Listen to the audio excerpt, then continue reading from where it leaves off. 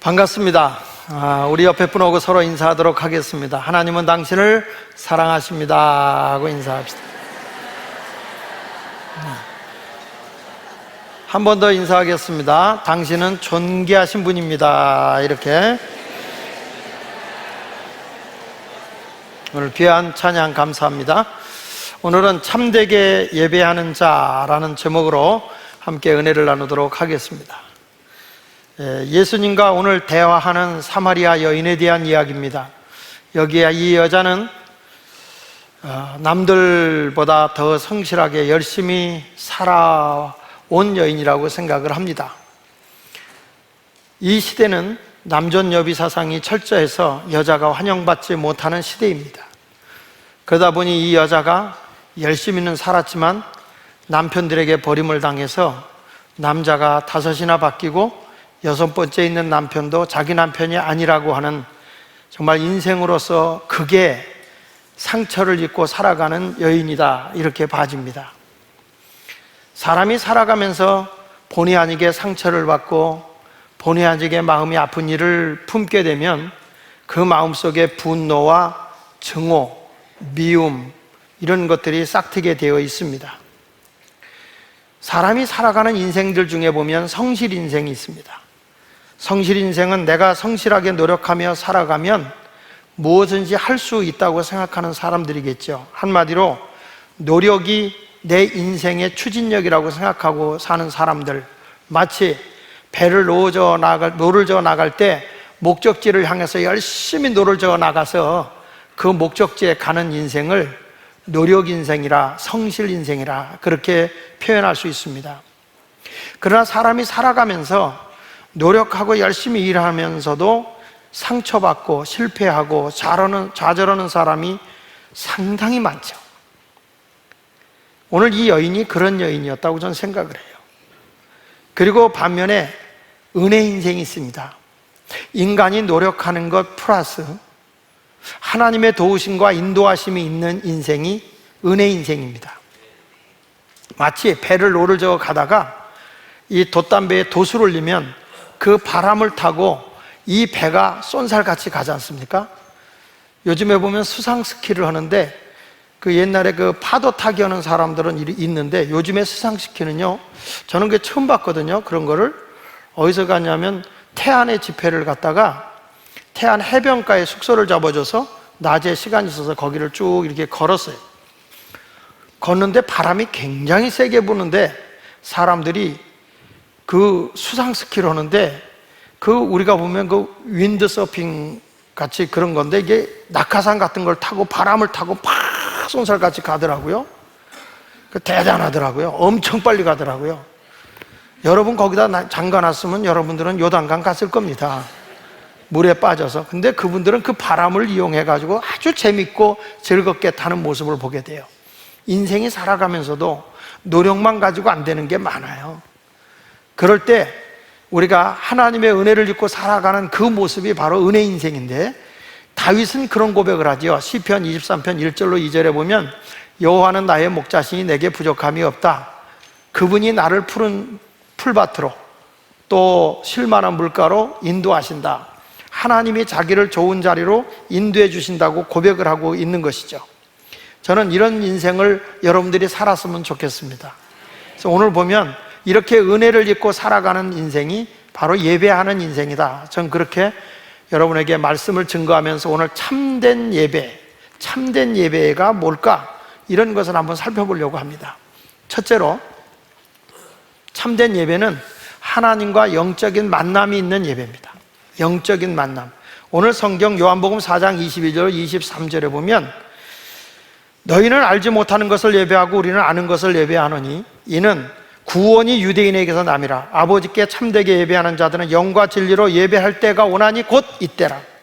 아버지께서는 자기에게 이렇게 예배하는 자들을 찾으시느니라. 대부분의 사람들은 어디 가면, 어느 곳에 가면 하나님을 만난다. 그리고 그 장소, 곳을 찾아가요. 근데 우리 예수님은 지금 뭘 얘기하냐면 때를 얘기하고 있어요. 때. 신앙은 곳의 신앙이 아니라 때의 신앙이에요. 어디 가면 환영받고 어디 가면 인정받고 그게 아니라 하나님이 임재하는 그때, 그 때를 만나는 것이 소중하다는 것이에요.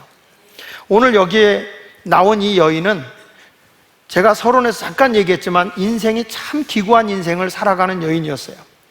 근데 예수님은 이 여인을 외면하지 않고 모든 사람이 다 이 사람을 왕따시킵니다.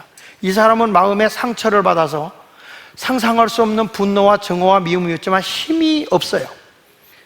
그래서 세상에 대한 우울증이 있을 거라고 생각을 해요. 그래서 사람 기피증이 있어요.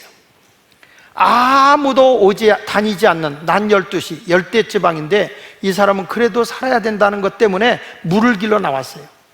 그걸 아시고 예수님은 그 자리에 가 계셨던 거죠. 그 우물가에서 예수님이 그 여인이 물 길러 온 것을 보고 같이 대화를 나누십니다. 여인에게 나에게 물 좀 달라. 그랬더니 이 여인이, 유대인들은 이미 사마리아에 사는 사람들을 혼혈민족이라 그래서 이방인 취급하고 개 취급을 했어요.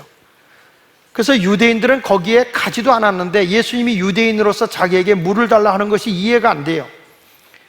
그래서 9절에 보면 이렇게 말합니다. 사마리아 여자가 이르되 당신은 유대인으로서 어떻게 나에게 물을 달라고 할 수가 있습니까? 이렇게 얘기를 해요.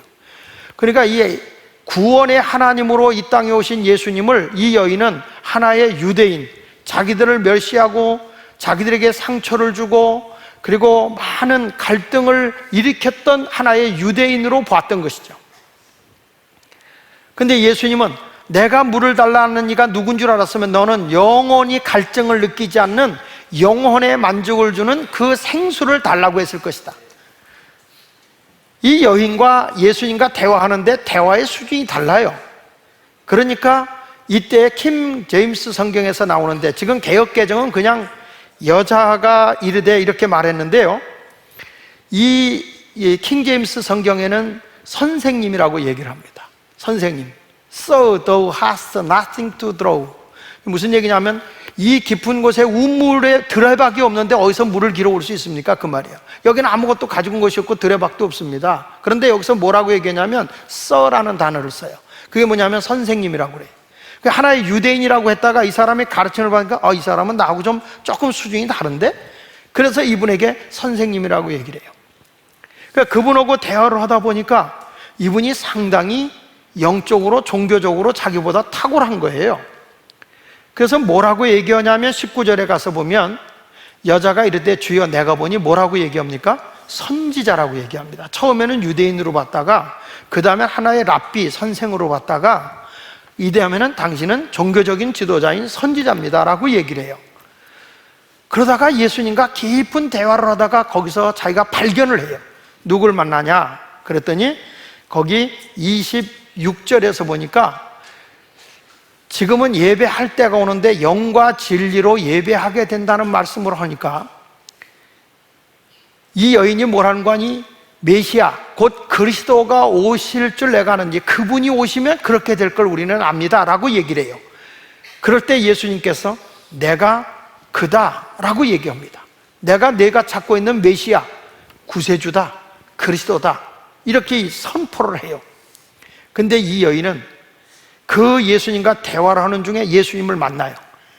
아, 이분이 바로 메시아구나, 우리를 구원하러 오신 구원의 하나님이라, 이것을 깨닫고 외치지요. 29절에 보면 이렇게 말합니다. 내가 행한 모든 일을 내게 말한 사람을 와서 보라. 이는 누가 아니냐?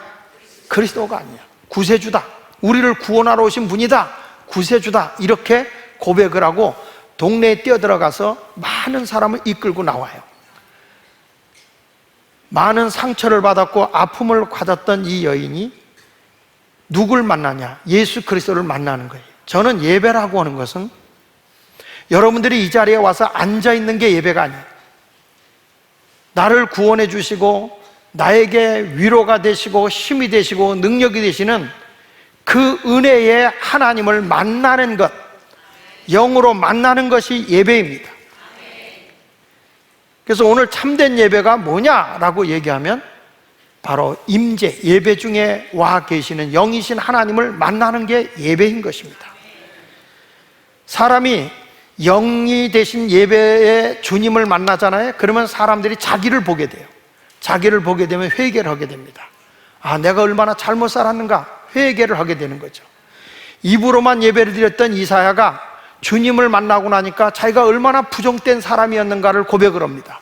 이사야서 6장 5절에 보면 그때 내가 말하되 화로다 나여 망하게 되었다. 나는 입술이 부정한 사람이야. 난 입술이 부정한 백성 중에 거주하면서 만군의 여호와이신 왕을 배웠다.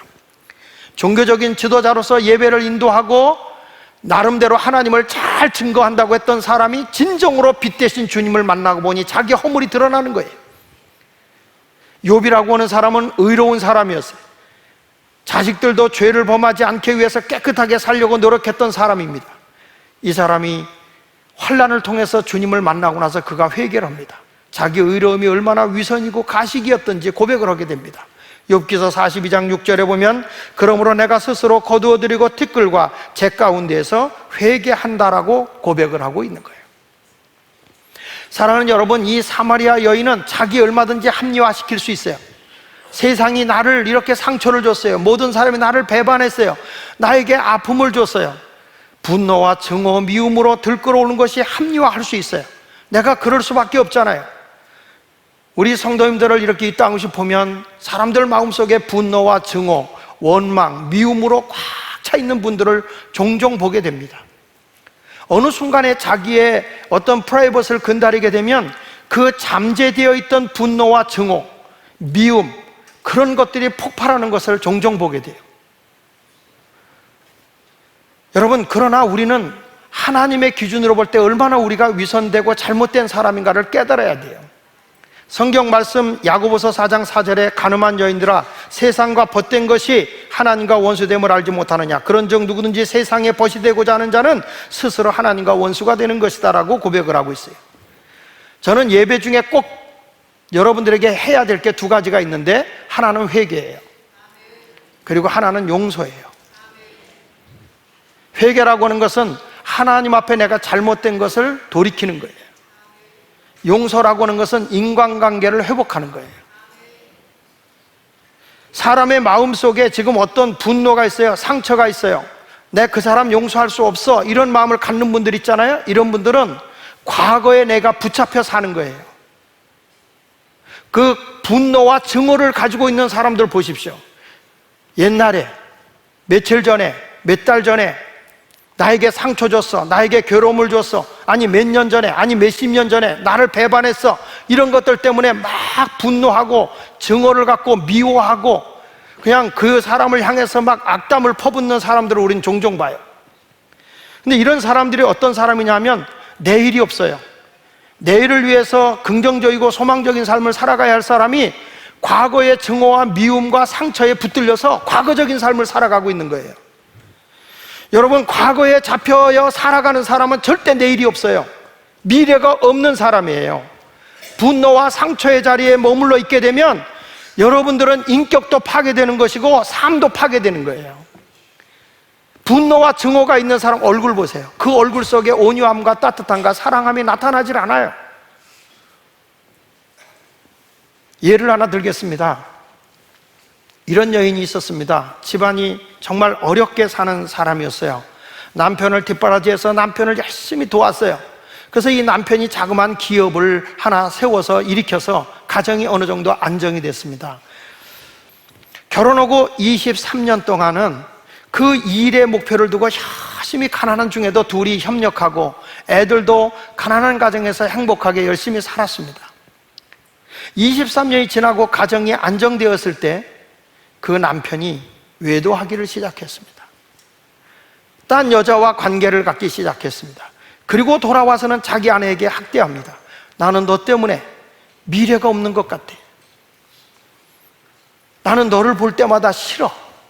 막 분노합니다. 어느 때는 자기 아내를 구타까지 합니다. 이때부터 막 남편은 이혼하자고 합니다. 아내는 더 이상 감당할 수가 없어서 이혼을 하게 됩니다. 근데 남매인 아들, 딸이 그 마음속에 아버지의 분노, 증오, 이것은 상상을 할 수 없습니다. 그리고 그것이 바깥에 가서 분출이 되니까 아이들에게 폭력적인 행동을 하다 보니까 아이들이 자꾸 사고를 저지르는 겁니다. 아내는 남편에 대한 심한 배신감, 그리고 자기가 그렇게 뒤에서 도와줬던 그 그 수고가 공허하게 지게 됐고, 자식들을 자기가 맡아서 키우는데 아이들이 바르게 가지 못하면서 자꾸 삐딱하게 가는 그 모습을 볼 때마다 가슴이 아팠습니다. 누구한테 가서 자기 말을 할 수가 없습니다. 얼마나 여자가 남자에게 잘못했으면 이혼을 당했어 라고 하는 말하는 것 같아서 수치감을 느끼고 살아갑니다. 그러나 이 여인의 마음속에 분노와 증오는 사라지지 않습니다. 그저 그 마음속에 원망과 분노가 치밀어 오릅니다. 누구한테 가서 얘기할 수도 없습니다. 자식들이 잘못 가는 것 가다 보면 더 가슴이 맺집니다. 이 여인은 하나님 전에 가서 울기 시작했습니다. 하나님, 내가 뭘 잘못했나요? 내가 뭘 잘못했길래 나에게 이런 경제적인 어려움도 주고 사람으로 인해서 많은 배신을 당하고 우리 아이들까지 저렇게 삐딱하게 가야 되는가요? 하나님, 도대체 내가 뭐를 잘못했다는 것인가요? 울고불고 하나님 앞에 떼를 써가면서 자기의 원통함을 막 토해납니다. 너무 하염없이 울다가 이 여인이 지쳐서 잠이 들었습니다. 그때 그의 귀에 강력한 음성이 들려왔어요. 사랑하는 딸아, 용서하거라. 너의 마음에 분노와 증오를 버려라. 자기도 모르게 깜짝 놀라 깼어요. 꿈속에 들려온 주님의 음성이었어요. 이 여인은 그 음성이 들려왔을 때 주님에 대한 반항이 생겼어요. 왜 내가 용서해야 돼요? 내가 왜 이 분노를 풀어야 돼요? 내가 왜 이런 일을 해야 돼요? 더 하나님께 원망을 하는 거예요. 더. 그리고 막 마룻바닥을 치며 통곡하고 우는 거예요. 그 여인의 말의 고백이에요. 남편의 떡이 없는 여자는 자식 떡도 없대더니 하나님, 왜 내 자식들은 삐뚤어져야 하는 거죠? 그러다가 또 지쳐서 잠이 들었어요. 그때 또 한 번 음성이 강하게 들리더라는 거예요. 사랑하는 딸아, 용서하거라. 분노와 증오를 버려라. 그러면서 하나님의 말씀이 자기에게 탁 주어지는데 이사야 53장 3절의 말씀이 주어지더라는 거예요. 그는 멸시를 받아 사람들에게 버림을 받았으며, 예수님이 사람들에게 멸시를 받아 버림받았고 간고를 많이 간고라는 것은 가난하고 고생을 당하는 불쌍한 상태를 얘기하는 겁니다. 가난과 고생을 많이 하는 것이 간고하다. 그래서 간고를 많이 겪었으며 질고를 하는 자라, 마치 사람들이 그에게서 얼굴을 가린 것 같이 멸시를 당하였고 우리도 그를 귀히 여기지 아니하였다. 사랑하는 딸아, 용서해라. 분노와 증오를 버려라 하면서 나도 하나님이지만은 죄가 없는 하나님으로 메시아로 이 땅에 와서 사람들에게 멸시를 당했고 버림받았어. 내가 가난하고 고생을 많이 겪었다. 마치 사람들이 얼굴을 가리고 나를 멸시하고 조롱하고 수치감을 주고 나를 절대 귀히 여기지 않았다. 그래도 나는 그들을 용서했느니라. 그러면서 마태복음 20장 38절의 말씀을 또 주는데, 이에 말씀하시되 내 마음이 매우 고민하여 죽게 되었으니, 예수님도 십자가를 앞에 놓고 죽음을 앞에 놓고 고민하는 모습, 나도 너의 고민을 알아. 너의 아픔을 알아. 너의 그 괴로움을 안다. 그래도 용서하거라. 이 딸이 거기서 회개하고 눈물을 흘립니다.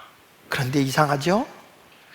자기를 짓눌렀던 그 미움과 증오가 다 벗어지면서 어디서 그런 기쁨이 넘쳐나는지, 어디서 그런 자유함이 오는지 감당할 수가 없어요. 너무 아까는 원망과 분노의 눈물이었는데 이번에는 감격과 감사의 눈물이 흘러나요.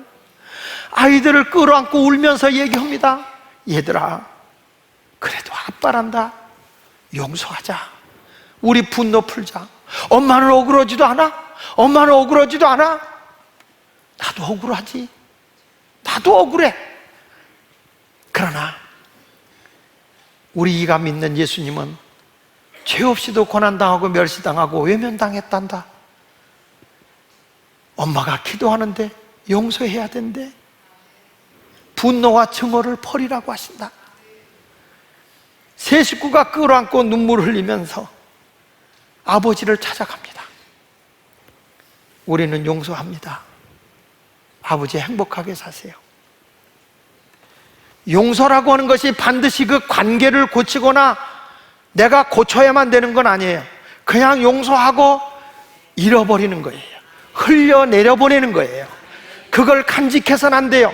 용서했으면 그 사람이 날 용서하지 않아도 그냥 흘려보내세요. 그래서 내가 자유함을 누리고 살아가야 되는 거예요. 이런 사람만이 내일이 있는 거예요. 이런 사람만이 미래가 있는 거예요.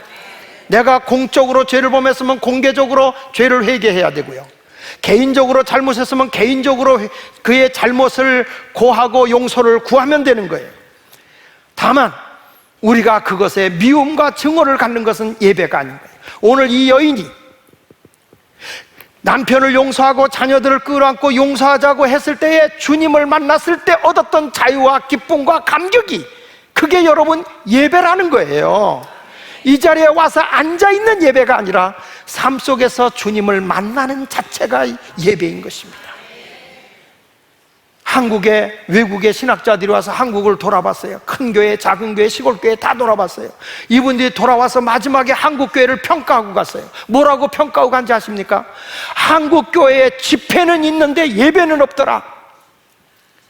한국 교회가 집회, 특수한 목적을 가지고 모이는 모임은 있는데 예배가 없더라. 하나님을 예배하는 게 없더라. 하나님을 만나지 못하더라. 삶의 변화가 일어나지 않더라. 의식은 있는데, 행사적인 건 있는데 하나님을 경험하여 변화되는 예배가 없더라. 100% 공감합니다. 나만의 영역을 주장하고 앉아있는 여러분들은 예배자가 아닙니다. 아직도 여러분들 마음속에 미움과 증오, 원망, 이것으로 꽉 차 있는 나라고 한다면 여러분은 예배자가 아닙니다. 이 수가서 운물가의 여인이 변화돼서 예수님을 만나자마자 너무 날아갈 것 같아서 부끄러움을 마다하고 미움과 증오의 대상이었던 사람들에게 뛰어들어가서, 와봐라, 내가 그리스도를 만났어, 메시아를 만났어, 구세주를 만났어. 동네 사람을 다 예수에게로 인도합니다. 뭐가요? 그 사람의 변화가, 그 사람의 기쁨이, 그 사람의 자유함이, 그 사람의 행복함이 사람의 마음을 감동시키는 거예요. 이게 예배인 거예요. 예배. 그래서 오늘 나는 여러분들에게 참된 예배, 회개가 있고 용서가 있어야 돼요. 잘못한 거 성경에도 말합니다. 내가 하나님 앞에 예배를 드리려고 제물을 들고 왔다가 원한 맺힌 일이 있거나 너하고 어떤 등진 일이 있거든 바로 가서 화해하고 와서 예배를 드리라는 거예요. 주님은 우리의 변화를 원하고 있어요. 진정한 자유를 원하고 있어요. 지금도 이 자리에 분노와 증오로 꽉 차 있는 마음을 가지고 있는 분이 계세요. 이 가운데 남에게 돈 빌려줘다 뜯겨가지고 그거에 대해서 원한을 품고 있는 사람도 있어요. 빌려주고 못 받는 것 때문에, 또 내가 억울하게 손해를 입힌 사람 때문에 증오하고 미워하는 사람이 있어요. 가정에 잘못된 것 때문에 그 증오와 미움으로 꽉 차 있다면, 여러분이 진정으로 예수 그리스도를 믿고 사는 사람이라고 한다면 오늘 이 시간에 주님을 만나십시오. 그것은 회개와 용서입니다. 과거에 붙잡혀 살겠습니까? 미래를 향해 살겠습니까? 용서하십시오. 그리고 예배는 진리입니다. 두 번째 가서 예배는 진리로 드리는 겁니다. 오늘 성경 말씀에 요한복음 4장 24절에 하나님은 영이시니 예배하는 자가 영과 진리로 예배할지니라. 진리는 두 가지가 있습니다. 하나는 정직입니다. 진실, 정직입니다. 하나는 말씀입니다. 우리가 하나님 앞에 예배 드릴 때 거짓된 예배를 드려서는 안 됩니다. 마음 다르고 생각 다르면 안 되겠죠? 마태복음 15장 8절로 9절에 이렇게 말합니다. 이 백성이 입술로는 나를 공경하되 마음은 내게서 멀도다. 사람의 계명으로 교훈을 삼아 가르치니 나를 헛되이 경배하는도다. 하나님을 예배하는데 이 사람들은 뭐요? 입술로는 하나님을 공경한다, 하나님을 예배한다. 그런데 저들의 마음은 헛되다는 거예요. 거짓된 예배라는 거예요. 정직하지 않은 예배라는 거예요. 영국 사람들의 속담에 이런 얘기가 있어요. 하루를 행복하기를 원하십니까? 이발을 하라. 일주일을 행복하기를 원하는가? 결혼을 하라. 여러분, 결혼의 행복의 기간이 일주일이래요. 일주일을 행복하려면 결혼을 하라. 한 달을 행복하려면 말을 사라. 말 있죠, 말. 1년을 행복하게 하려면 새 집을 사라. 그러나 한평생 행복하려면 정직한 사람이 되라. 마귀는 거짓 영이죠. 하나님의 영은 정직한 영입니다. 시편 51편 10절에 하나님이여 내 속에 정한 마음을 창조하시고 내 안에 정직한 영을 새롭게 하소서. 내가 진리로 하나님께 예배 드린다는 말은 위선적인 예배가 아니라 정직한 삶의 예배를 드려야 돼요. 우리가 영으로 예배를 드린다, 영과 진리로 예배 드린다고 할 때 이 진리라고 하는 이 속에는 정직하게 삶을 살아가는 게 예배예요. 여기서 예배 드리고 막 거짓말하고 남을 등치고 사기치고 사는 건 예배가 아니에요. 성경 말씀에 이런 말씀이 나와요. 이사야 26장 7절에 보면 의인의 길은 정직하며, 예수 믿는 사람의 길은 정직해야 되는 거예요. 정직하신 주께서 의인의 첩경, 이 첩경이라는 것은 가깝게 질러가는 빠른 길을 얘기하는 거예요. 의인의 가는 아주 바르고 빠른 길을 평탄하게 하실 것이다. 그 말은 무슨 얘기입니까? 하는 일마다 형통하게 될 거다, 그 말이에요. 정직하는 게 손해보는 것 같지만 정직이 이기는 거예요. 윌리엄 셰익스피어가 말했거든요. 정직한 만큼 풍요로운 유산은 없다. 자, 시편 112편 2절로 4절에도 이런 말씀이 나와요. 그 후손의 땅이여 강성하며 정직한 자들의 후손에게는 뭐가 있다? 정직한 자들의 후손에게 복이 있는 거예요. 이걸 역으로 얘기하면 거짓된 부모의 자식은 화가 있다는 거예요. 그러면서 이런 말이 나와요. 3절에 보니까 부와 재물이 그의 집에 있으며 그의 공의가 영구히 서 있으리로다. 정직한 자들에게는 흑암 중에 빛이 일어나나니 그는 자비롭고 긍휼이 많으며 의로운 이로다. 정직하면 빛된 삶을 살아요. 시편 97편 11절 한번 볼래요? 의인을 위하여 빛을 뿌리고 마음이 정직한 자를 위하여 기쁨을 뿌리는도다. 하나님은요, 정직하게 살면 내 삶에 막 기쁨을 뿌려준대. 기쁨의 스프레이가 되셔서 분수가 되셔서 막 뿌려주신대요. 우리가 어떻게 살았냐? 예배 드리는 사람은 정직한 자의 삶이에요. 알지도 못하면서 거짓되게, 위선되게 누구에게 들었대더라. 그래서 이런 말 있잖아요. 우리 라운드 테이블 하면서 거기에 그런 게 나오잖아요.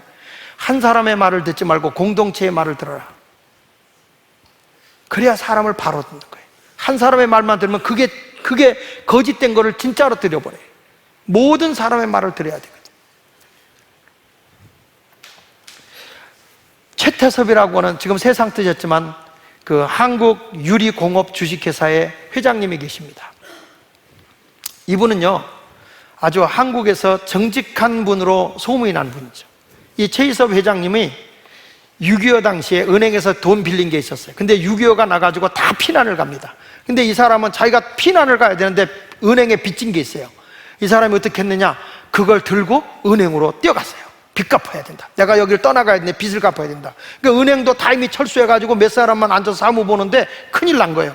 이거 뭐 장부가 정리가 안 됩니다. 아, 이상한 분이네. 다른 사람은 전쟁 났다고 그냥 안 갖고 튀려고 하는데 당신은 왜 돈을 들고 와서 나를 괴롭히냐고 그러더래, 은행원이. 지금 이거 정리할 수가 없다고. 아, 그러니까 그러면 당신 이름으로 영수증만 해달라고. 그래가지고 빚을 갚아요, 이 사람이. 그리고 이제 6.25가 끝난 뒤에 이분이 제주도로 가서 사업을 하는데 군수 물품을 넣게 됐는데 식자재를 넣게 됐어요. 근데 생선을 주로 넣게 되어 있었는데 이게 싼 물가로 넣어야 되려면 아무래도 배를 사서 직접 잡는 게 낫겠다. 그래가지고 배를 사려고 하는데 돈이 없어요. 그래서 은행에 갑니다.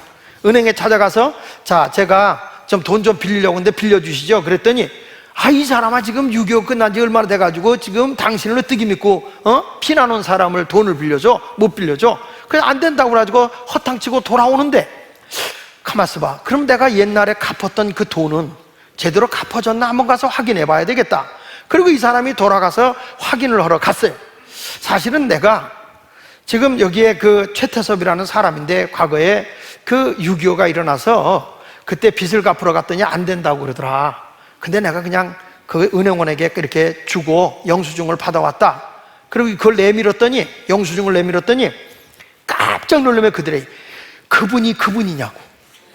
이 은행가에서 지금 소문이 났는데 도대체 이 사람이, 최태섭이라는 분이 도대체 어떤 분이냐.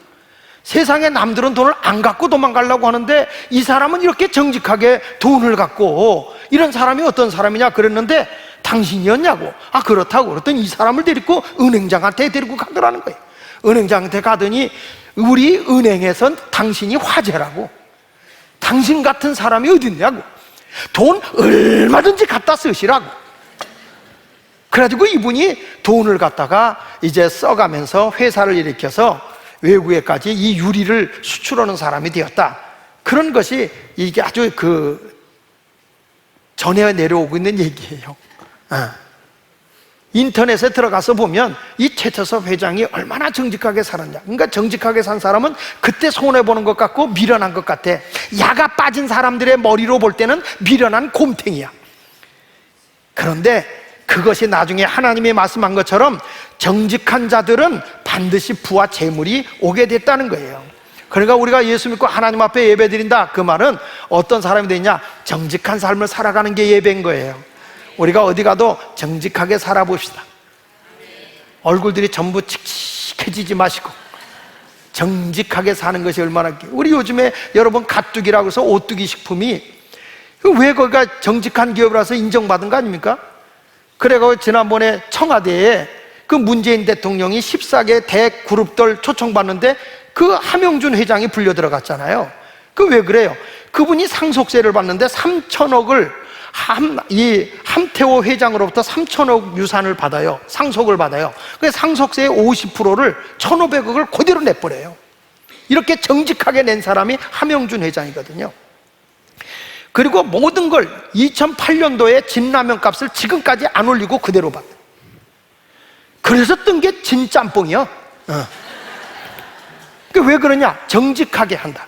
그리고 이 사람은 거기서 남는 이익금을 가지고서 이익금을 분배해야 된다. 그래가지고 심장병 환자들, 어린애들 수술하는데 거기에 4,300명을 지원해 주잖아요. 그러니까 이렇게 사람이 정직하면서 남에게 거짓되지 않게 살아가니까 다 지금은 인정받아서 인터넷에 화제야. 그래서 가뚜기다 그러잖아. 오뚜기 그러지 않고 가뚜기, 신뚜기다, 신뚜기, 하나님 뚜기다, 이렇게 얘기하는 거예요. 정직하게 살. 그러니까 요즘에는 이미지 시대가 돼가지고요, 정직하게 살면 망하는 게 아니야, 사는 거죠. 여러분, 제가 아멘 아는 사람은 내일이면 망한다. 이게 정직한 삶을 살아야 돼. 이게 예배야. 이게 예배라는 게 뭐 교회 모여갖고 입만 크게 부르고 찬송만 크게 부르는 게 예배가 아니에요. 삶 자체가 예배인 거예요. 그리고 진리가 뭡니까? 진리는 첫째가 정직이고 둘째는 하나님의 말씀이에요. 이사야서 55장 11절에 이런 말이 나와요. 내 입에서 나가는 말도 이와 같이 헛되이 내게 돌아오지 않는다. 그 위에 10절에 보면 비와 눈이 내리면 땅을 적셔서 거기서 소출이 나오게 하지 않느냐, 양식을 주지 않느냐, 비와 눈이 오면. 그와 마찬가지로 하나님의 말씀이 11절에 보면 내 입에서 나가는 말도 너희 마음밭에 떨어지면 그것이 결국에 가서 나의 기뻐하는 뜻을 이루고 내게 보낸 일에 형통하게 된다는 거예요. 하나님의 말씀의 원리대로 살면 우리가 망하는 게 아니에요. 성경에 보니까 30배, 60배, 100배로 채워주신다고 그랬잖아요. 예배에 대한 바른 자세를 보면 많은 사람들이 목사의 설교를 들으면서 자기 생각하고 다르면 비난을 해요. 자기 마음에 흡족하면 자, 오늘 설교 좋았다고 그래요. 근데 설교는 자기 기준으로 자기에게 맞추는 예배를 드리는 게 아니에요. 설교라는 게 뭐냐 그러면요, 내 생각, 내 소신, 내 철학, 내 인생관, 내 이념을 하나님의 말씀에 비추어서 점검받고 교정하는 거예요. 그게 하나님의 말씀인 거예요. 근데 교회 안에 오면 목사님의 설교를 듣는데 자기 생각하고 자기 서클의 이념하고 자기 노선하고 안 맞는다고 막 비판하는 사람이 있어요. 목사도 자기 논리를 피면 안 되죠. 성경에 있는 말씀을 전해줄 때 이 말씀에 딱 비춰보니까 아, 내 노선이, 내 생각이, 내 철학이, 내가 생각하고 있는 인생관이 좀 잘못된 것 같다. 그러면 그것에 대해서 딱 교정을 하고 바른 자세를 잡아가는 거죠. 제가 지난 목요 심야기도 때 설교하면서 성공의 7가지 기둥을 얘기했어요. 사람의 인생에 살아가는 삶의 원리가 7가지가 있다. 그 삶의 원리를 바르게 잡고 살아야 사람이 실패하지 않는 거다. 그 원리 가운데 첫째가 정직이다. 두 번째가 관대함이다. 세 번째가 근면이다. 네 번째가 겸손이다. 다섯 번째가 지혜다. 여섯 번째가 상식이다. 일곱 번째가 절제다. 요 7가지의 원리가 자기에게 딱 잡혀 있을 때 그 사람은 인생을 무너뜨리지 않는다. 근데 마찬가지예요. 하나님의 말씀은 내 생각하고 달라요. 그렇기 때문에 기준을 말씀에다 둬야 돼. 인생의 모듈, 다림줄이 뭐냐? 하나님의 말씀이 내 인생의 기준을 잡아준다는 거예요. 성경 말씀 이사야서 55장 8절로 9절에 이는 내 생각이 너희 생각과 다르며 내 길은 너희 길과 다르다. 여호와의 말씀이다. 이는 하늘이 땅보다 높은 같이 내 길은 너희 길보다 높으며 내 생각은 너희 생각보다 높다. 그러니까 내 뜻과 내 정신, 내 방식으로 살지 말고 하나님의 말씀이 내 인생의 기준이 되기를 축복합니다. 그래서 성경은 하나님의 말씀은 아멘하여 하나님께 영광을 돌리라고 고린도후서 1장 20절에 말씀하고 있는 거예요. 하나님의 말씀을 그대로 순종하면 들어가도 나가도 복을 받게 된다고 성경은 가르쳐주고 있습니다. 예수님도 하나님의 뜻 앞에는 예, 아멘 이렇게 하고 살으셨어요. 성경에 보면 하나님의 말씀대로 순종했을 때 소경이 눈을 떴어요. 물이 변하여 포도주가 됐어요. 38년 된 병자가 순종했을 때 치유됐어요. 아브라함이 순종했을 때 믿음의 조상이 되고 축복의 조상이 됐어요. 나만 장군이 문둥병이 걸려 죽어가지만 하나님 말씀에 순종하여 7번 목욕했을 때 그의 몸이 깨끗이 낫다고 했어요. 그래서 성경의 결론은 고린도전서 10장 31절 마지막에 이렇게 말하는 거예요. 그런즉 너희가 먹든지 마시든지 무엇을 하든지 뭘 위해 하라? 하나님의 영광. 이게 예배인 거예요. 오늘 저는 여러분들에게 이렇게 말했어요. 예배가 뭐냐? 예배가 뭐냐? 영으로 임재하신 하나님을 만나는 거다. 만나기 위해서는 회개하라, 그리고 용서하라. 두 번째 가서는 진리대로 살아라. 진리를 살아야 주님을 만난다. 진리가 뭐냐? 정직이다. 진리가 뭐냐? 하나님의 말씀이 내 인생의 기준이다. 그걸 붙잡고 내 삶을 적용하고 살아가는 여러분들에게는 인생 자체가 패배자가 아니라 승리자로 세워질 것입니다. 여러분 때문에 세상이 밝아지는 그날이 오기를 예수 이름으로 축원합니다. 우리 같이 결단 찬양 예수 나의 첫사랑 우리 한번 불러보도록 하겠습니다.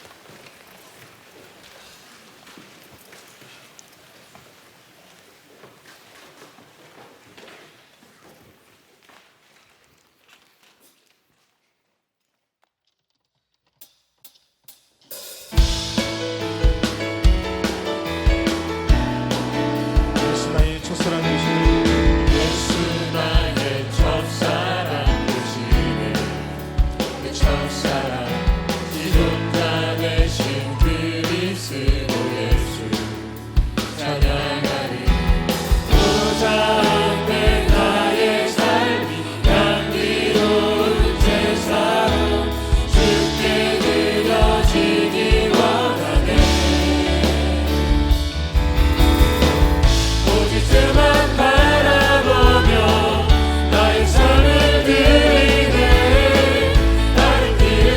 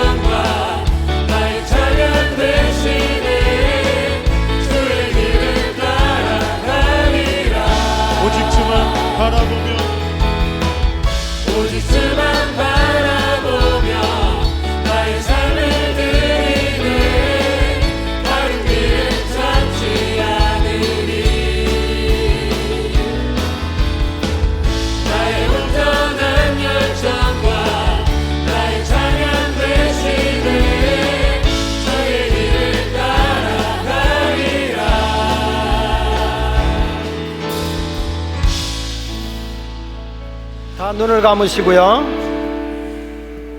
오늘 한번 나를 돌이켜 봅시다. 오늘 여기에 심한 상처를 받은 한 사마리아 여인에 대한 이야기입니다.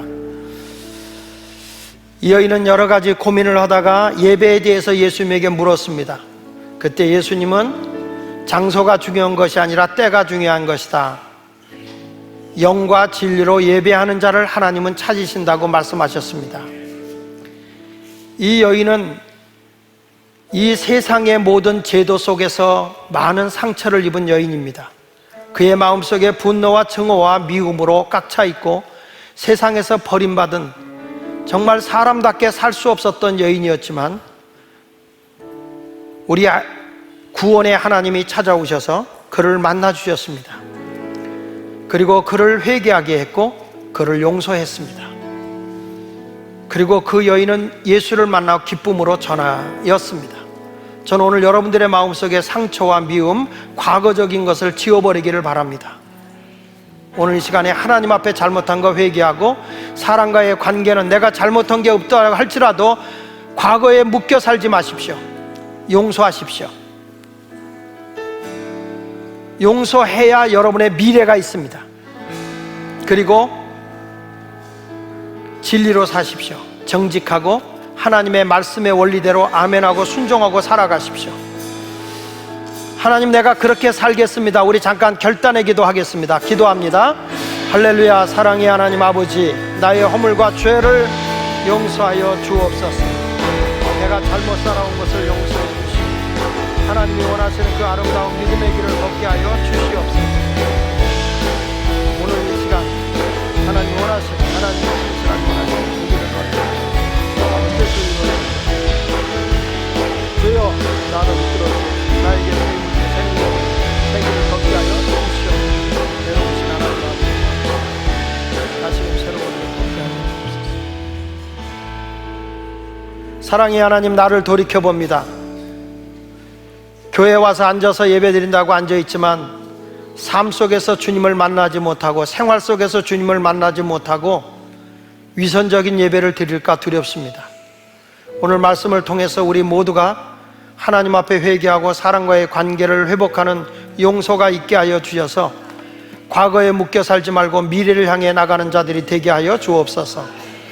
우리가 이제 진리로 생활하는 예배를 드리게 하여 주셔서 정직한 삶을 살게 하시고 그리고 우리의 삶 속에서 언제나 진리인 하나님의 말씀의 기준을 두고 순종하고 생활하여 우리의 길이 늘 굳게 세워져 가는 삶을 살아가게 하여 주옵소서. 예수님의 이름으로 기도합니다. 아멘.